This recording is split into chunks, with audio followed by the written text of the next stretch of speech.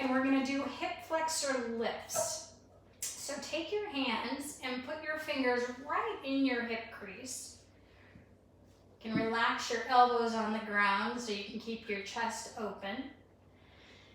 And this is, we're telling our brain that this is where we want the movement to come from. Right from the hip flexor here. And what we're going to do is we're going to start with the left side, and we're just going to lift the foot off the ground a couple inches, real small. So I'm just going to lift and lower. And I keep the same bend in my knee. I'm not going to extend that. Just lifting and lowering.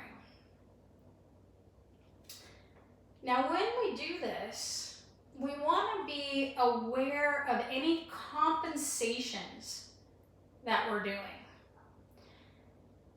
Compensations could come in the form of pushing into the floor with your opposite leg, your opposite foot. So notice if you're really pushing into the right foot to get that left leg to lift. So let's all notice that right now.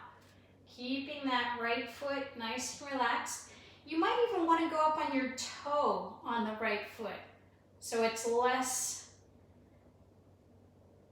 attractive to push into it. But if that doesn't work for you, don't worry about it. You could still push into your toe here just fine. The idea is to not brace with that side. Are we feeling it right under our fingers in that hip crease?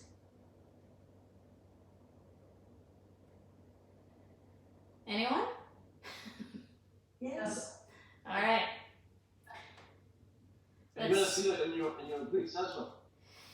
No, shouldn't be too much. You might get a little stretch in your glutes, John, because we are stretching, but the glutes actually do the opposite of hip flexion. They actually extend the hip.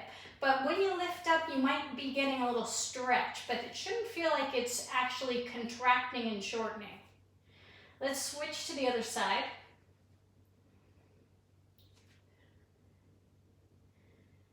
Now we could also be compensating with the upper body.